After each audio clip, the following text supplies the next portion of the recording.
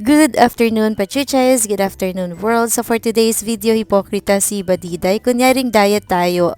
Off naman ni Chuchay Rona, pero ayaw niya ako gawan ng smoothies dahil nanawa na siyang gawan ako ng food.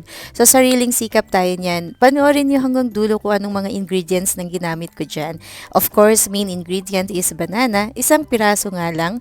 And then, nilagyan ko ng fresh milk, may papunas-punas pa kasi makalat. Baka pagalitan ako ni Chicherona.